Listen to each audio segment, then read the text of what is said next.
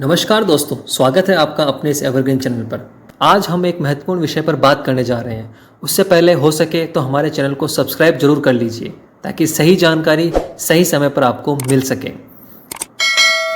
हमारा आज का टॉपिक ऑफ डिस्कशन रहेगा टोटल इन्वेस्टमेंट, यानी कि पेट्रोल पंप चलाने के लिए कितना खर्चा होगा। दिन प्रतिदिन होने वाले खर्चे के बारे में भी हम बात करेंगे। ऑयल मार्केटिंग कंपनी डीलर यानी कि आपको कितना कमीशन देती है, इस बारे में भी चर्चा की जाएगी।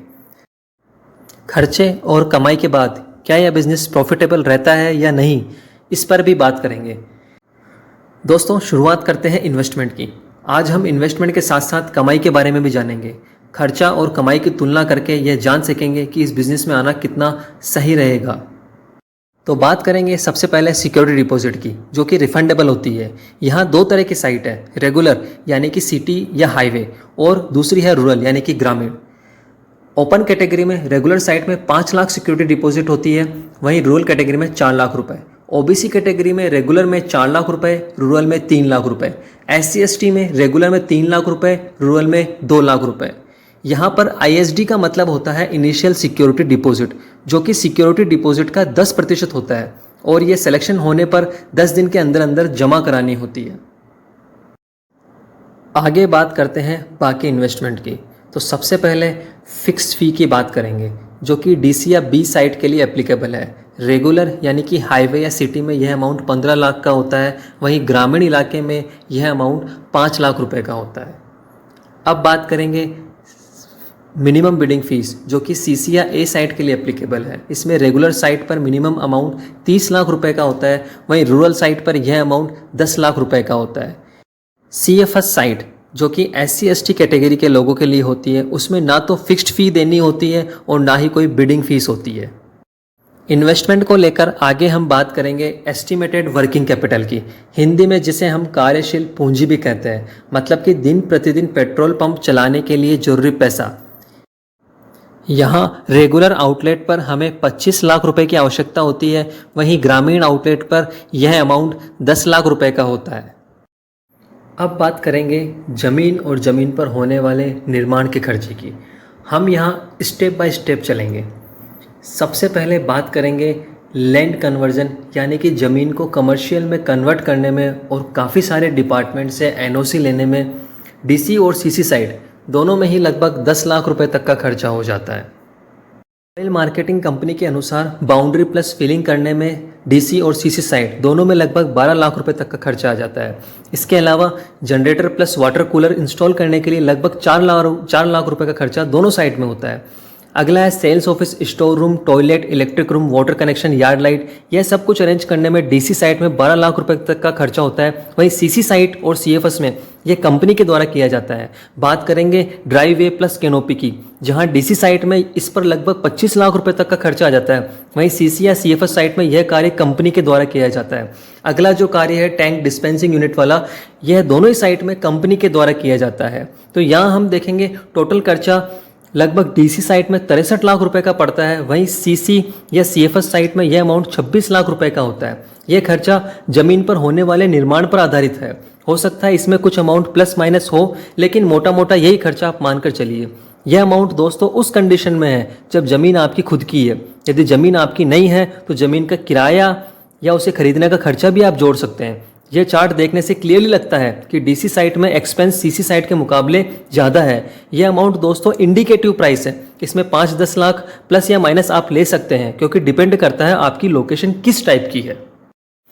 अब बात करेंगे टोटल खर्चे की। यहाँ हम अलग अलग कॉम्बिनेशन की बात करेंगे ताकि हमारे जिन दोस्तों की लोकेशन जिस कैटेगरी की है उस पर लगभग खर्चे का अनुमान लगाया जा सके।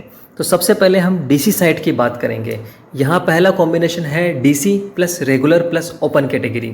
यहाँ हम देखेंगे 63 लाख रुपए लैंड एंड बिल्डिंग में लग जाएंगे, 5 लाख रुपए सिक्योरिटी डिपॉजिट, 15 लाख रुपए फिक्स्ड फी, 25 लाख रुपए वर्किंग कैपिटल।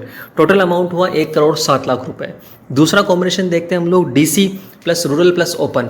सेम यही कैटेगरी हम देखेंगे 63 लाख रुपए, 4 लाख रुपए, 5 लाख रुपए और 10 लाख रुपए, जो कि वर्किंग कैपिटल है। तो ये टोटल हुआ 82 लाख रुपए। आगे बात करेंगे DC साइट के बाकी बचे हुए कॉम्बिनेशन की। अगला कॉम्बिनेशन है DC plus regular plus OBC। यहाँ हम देखेंगे 63 लाख रुपए लैंड एंड बिल्डिंग, 4 लाख रुपए सिक्योरिटी डिपॉजिट, 15 लाख रुपए फिक्स्ड फी, 25 लाख रुपए वर्किंग कैपिटल। टोटल अमाउंट यहाँ पर हुआ 1,06,00,000 रुपए। अगला कॉम्बिनेशन देखेंगे हम लोग DC plus regular plus OBC. यहाँ पे हम देखेंगे 63 लाख रुपए लैंड एंड बिल्डिंग, 3 लाख रुपए सिक्योरिटी डिपॉजिट, 5 लाख रुपए फिक्स्ड फी, 10 लाख रुपए वर्किंग कैपिटल। टोटल अमाउंट हुआ यहाँ पे 81 लाख रुपए। इसी तरह से हम आगे बात करेंगे सीसी साइट के बारे में। सीसी साइट में दोस्तों पहला कॉम्बिनेशन है CC plus regular plus open. इस कैटेगरी में 26 लाख रुपए लैंड एंड बिल्डिंग के, 5 लाख रुपए सिक्योरिटी डिपॉजिट, 30 लाख रुपए मिनिमम बिडिंग फीस, 25 लाख रुपए वर्किंग कैपिटल। टोटल अमाउंट हुआ यहाँ पे 86 लाख रुपए। दूसरी कैटेगरी देखेंगे CC plus rural plus open, जिसमें 26 lakh land and building, 4 lakh रुपए सिक्योरिटी डिपॉजिट, 10 लाख रुपए मिनिमम बिडिंग फीस, 10 लाख रुपए वर्किंग कैपिटल। इसका टोटल हुआ यहाँ पर 50 लाख रुपए।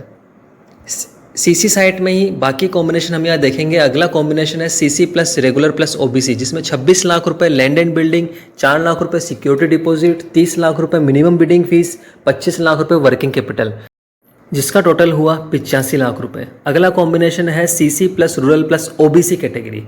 यहाँ पे हम देखेंगे 26 लाख रुपए लैंड एंड बिल्डिंग, 3 लाख रुपए सिक्योरिटी डिपॉजिट, 10 लाख रुपए मिनिमम बिडिंग फीस, 10 लाख रुपए वर्किंग कैपिटल। इसका टोटल हुआ 49 लाख रुपए। आगे हम बात करेंगे CFS साइट, जो कि काफ़ी महत्वपूर्ण साइट है SC/ST कैंडिडेट के लिए। यहाँ केवल 2 ही कॉम्बिनेशन है। सबसे पहले CFS plus regular plus SC/ST, 26 lakh रुपए लैंड एंड बिल्डिंग, 3 लाख रुपए सिक्योरिटी डिपॉजिट, 25 लाख रुपए वर्किंग कैपिटल। टोटल हुआ 54 लाख रुपए। यहाँ दूसरा कॉम्बिनेशन है CFS plus rural plus SC/ST। इसमें हम लोग देखेंगे 26 लाख रुपए लैंड एंड बिल्डिंग, 3 लाख रुपए सिक्योरिटी डिपॉजिट, 10 लाख रुपए वर्किंग कैपिटल, जिसका टोटल हुआ 39 लाख रुपए। CFS कैटेगरी में कोई बिडिंग फीस और फिक्स्ड फी नहीं लगती है दोस्तों। सबसे बड़ी बात कि CFS plus rural plus SC/ST category में आप 39 लाख रुपए में अपना पेट्रोल पंप चालू कर सकते हैं। दोस्तों यहाँ हम फिर से बताना चाहेंगे कि यह केवल इंडिकेटिव प्राइस है। हो सकता है आपका एक्चुअल खर्चा इससे कुछ कम या कुछ ज़्यादा हो। यहाँ तक तो हमने बात की खर्चे की, अब बात करेंगे कमाई की। सपोज़ दोस्तों यदि कोई पेट्रोल पंप पर महीने की 50,000 लीटर पेट्रोल और 1 लाख लीटर डीजल की सेल होती है। यहाँ हम एक एग्जाम्पल लेकर चल रहे हैं। कमीशन की बात करें तो पेट्रोल पर अभी कमीशन लगभग 3 रुपये 80 पैसे चल रहा है। ये कमीशन वेरी करता रहता है, डिपेंड करता है फ्यूल प्राइस पर और ऑयल मार्केटिंग कंपनी के ऊपर भी। तो इस कमीशन के हिसाब से 50,000 लीटर पेट्रोल पर आप एक महीने का कमीशन जो कमा सकते हैं वह है 1,90,000 रुपये। वहीं यदि डीजल पर कमीशन की बात करें तो वो लगभग है 2 रुपये 60 पैसे। यह भी वेरी करता रहता है। और महीने की 1 लाख लीटर डीजल की सेल करने पर आपका कमीशन बनता है 2,60,000 रुपये। तो दोस्तों टोटल कमीशन की यहाँ बात करें 1,90,000 प्लस 2,60,000 तो यह बनता है लगभग 4.5 लाख रुपये, यानी कि 4,50,000 रुपये। बात करेंगे मंथली एक्सपेंसेस यानी हर महीने होने वाले खर्चे की। सबसे पहले बात करेंगे सैलरी, जो हम 7 से 8 एम्प्लॉयज़ रखेंगे वहाँ पे उनका मंथली खर्चा आप मान के चलिए 1,50,000 रुपये। इसके अलावा इलेक्ट्रिसिटी का बिल भी लगभग 25,000 रुपये प्रति माह का खर्चा आप मान के चलिए।